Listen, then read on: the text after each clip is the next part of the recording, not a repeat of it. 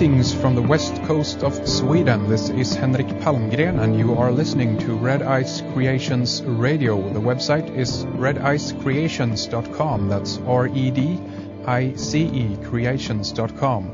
Frequently updated news, links, resources, and of course a growing radio archive. We also have a member section where we have a lot of extended interviews with many of our guests. We also have films, articles, and other extra materials there for you. It's a very good resource for those of you who want to dive further into the many subjects that we highlight on this program. And today we're going to dive into the topics of entheogen, sacred ecology, and Gordon Wasson and his thesis on the origins of religion, and much more. We have John Lash with us on the line, and for those of you who are regular listeners, you know that we had John with us about 3 months ago now. We had a very interesting program back then talking about his book, Not in His Image, Gnostic Vision, Sacred Ecology, and the Future of Belief. We talked very much about the archons, but not as much about sacred ecology, so this is what we'll kind of dive further into today. John's website that you need to take a look at is metahistory.org. That's an excellent and a vast resource with tons of articles for you to explore further. Metahistory.org. Also take a look at his companion site, futureprimitive.org, where you can find podcasts and a lot of other material that goes alongside the material on metahistory. So let's say hi to our guest. Hi, John. It's a pleasure having you back on the program again. It's great to be here.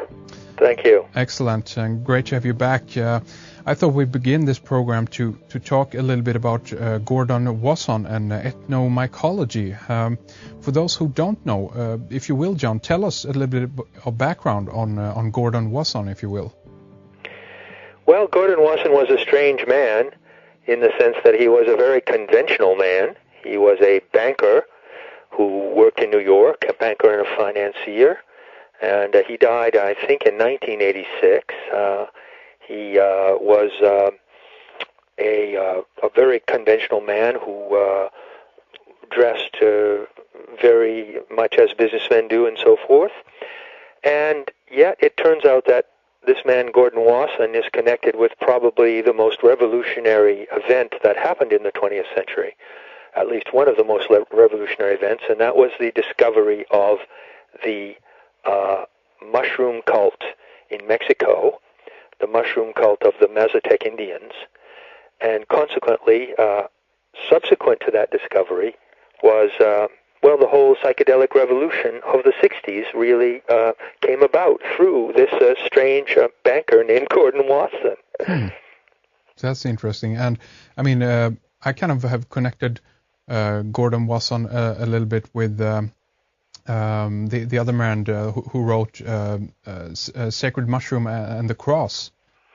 John Allegro. John Allegro, thank you. Yeah, is there a connection between those two in any way? There is the Wasson thesis on the origin of religion, and we'll discuss this, and I'll describe exactly what it is. It's a big phrase, but it's not exactly that complicated to describe. And John Allegro is someone who came along a little bit after Wasson, and his view is what I would call a kind of spin-off of the Wasson thesis. Mm-hmm. It has had 3 spin-offs. One of them was by John Allegro, The Sacred Mushroom and the Cross. Another spin-off from the Wasson thesis was by Professor Carl Ruck, who still is alive, and he teaches Greek at Boston University. And then, of course, there was Terence McKenna, who drew very deeply from the Wasson thesis and had his own particular spin-off.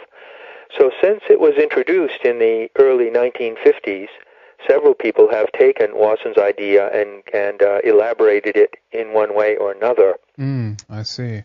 And so, I mean, let's dive into it here then. The Wasson thesis on the origin of religion. Are we solely talking about Christianity here, or does this go way, way further back than that?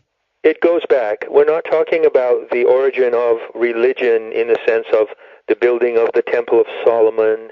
We're not talking about the Ten Commandments or even the ancient Persian writings and the ancient writings of India that may have preceded the Bible. we're basically talking, the Wasson thesis is really about the origin of the religious experience. Mm. What we need to understand when we approach Wasson is that religion may be defined as a structure of teachings, of dogmas and doctrines, as well as an organization and a hierarchy. Typically, for instance, the Catholic religion consists of certain teachings. Right. It consists of a hierarchy of men who apply those teachings, and it consists of a vast organization of churches.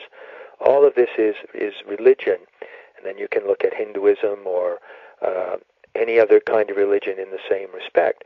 The Wasson thesis does not explain the origin of those religions as such. It explains the origin of humanity's first religious experience. Mm. And according to Wasson, it's very simple. All religions began, all religions that later evolved on this planet to the form they have today, they all began from a visionary trance induced by the ingestion of certain psychoactive plants, particularly mushrooms.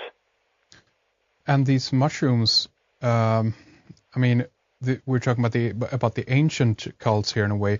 Could these be found all over the world at this point, or is this restricted to one area on the planet? Not really restricted to one area.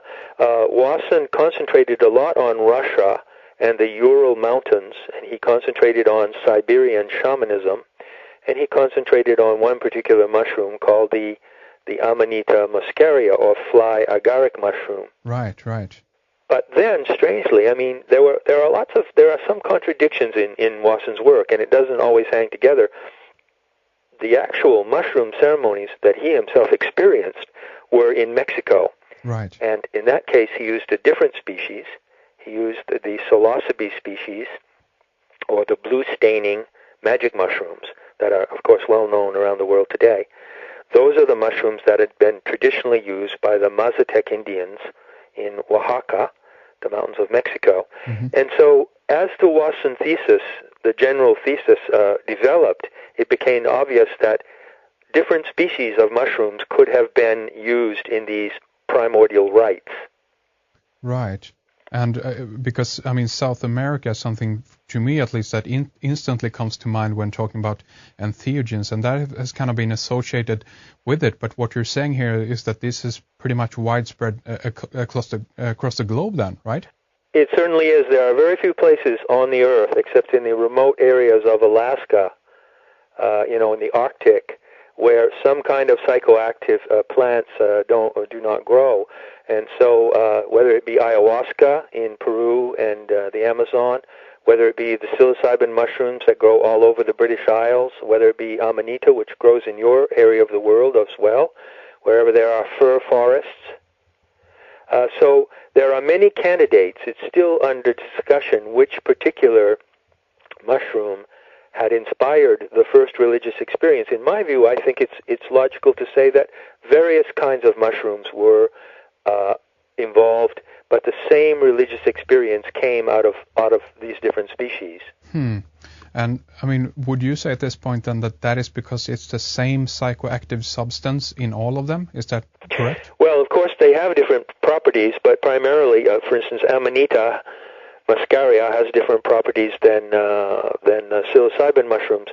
As you know, I've been studying illuminated manuscripts and other things such as Roman and Greek art, which depict mushrooms in religious scenes. And I'm convinced from this evidence that the mushrooms that were most commonly used in these early religious rites were the blue-staining psilocybe mushrooms. Mm-hmm. Because those are the ones that are most clearly depicted and frequently depicted in a lot of the artifacts. Secondly, the Amanita muscaria mushroom is also depicted. Everyone knows what that looks like. That's the Christmas tree mushroom. Right. The big red one with white spots. Yeah. Unfortunately, there are problems with the Amanita muscaria because experimentation shows that its effects are very variable and inconsistent, whereas the religious and illuminating effects of the psilocybe mushrooms are much clearer and easily proven. So I'm inclined to follow that path in trying to prove or demonstrate the Wasson thesis. And I mean, so what would you say kind of have defined this? I mean, do you think that man back then basically stumbled across this in some way, and this then a consequence of that after ingesting it, or otherwise profoundly changed man's perception of reality? Tell us a little bit about the background of what you think were going on back then. Well, Wasson claims, as I said, and I'll repeat it again because it is a simple concept, but a very far-reaching one. Before there were any religions as such, before there were priests, before there were churches, when we were living in the Paleolithic age, and we were living in tribal situations, people ingested psychoactive mushrooms and went into a visionary trance and had religious experiences. They had illuminations. And from those illuminations, eventually, what we call religion was developed. Now, you pose a very good question. I mean, did they just kind of stumble on these mushrooms, or how did this happen? I don't really have a view on that, but I think that the testimony of Albert Hofmann here would be quite relevant. You know, Albert Hofmann, who just died recently, he was 102 years old, was the Swiss chemist who discovered LSD, who made LSD and who discovered its properties. And as the story goes, in the 1940s, when he was working for Sandoz Labs in Basel, they had made several LSD compounds, and they were trying to find something to help women in childbirth, because LSD is synthesized from ergot, from a fungus of ergot, and that is known to have been used by midwives to help contractions. Well, anyway, it wasn't working out very well, and Hoffman had made these formulas of LSD in a powder form, and he had shelved them in his laboratory. And he explains how one day in 1947, when he was alone in his laboratory working, that he, 1943, that he heard sort of LSD calling to him. He sort of heard the chemical, or the spirit in that chemical, calling to him. And as a result of that, he took down the compound from the shelf, and he began to manipulate it and got some accidentally on his fingers. And then he had the first LSD experience, and from then on, of course, it developed very rapidly. My guess would be that when our ancestors were out in nature, they were extremely observant of the natural world, and that they would have noticed certain plants and would have perhaps had a kind of reception to these psychoactive plants. Of course, they may have just eaten them accidentally. That's always possible, because they are edible, and there they are sticking up out of the ground. But I also have a feeling that there was a communication between our species and nature that has always been present. And that had something to do with us being called toward these plants and being drawn into the experiences that these plants offer us. Right. And I mean, if we talk about Terence McKenna again, I mean, I know that he's spoken a lot about the fact that he thinks even that things like language and art has kind of spawned out of this relationship almost with these various psychoactive substances. I don't know if that's something that you endorse at all, or feel it's... I do. I endorse that very strongly. Terence's spin-off on the Wasson thesis was not merely, he didn't just accept the primary idea that our first visions of God and visions of divinity came through these psychoactive mushrooms. He accepted that totally.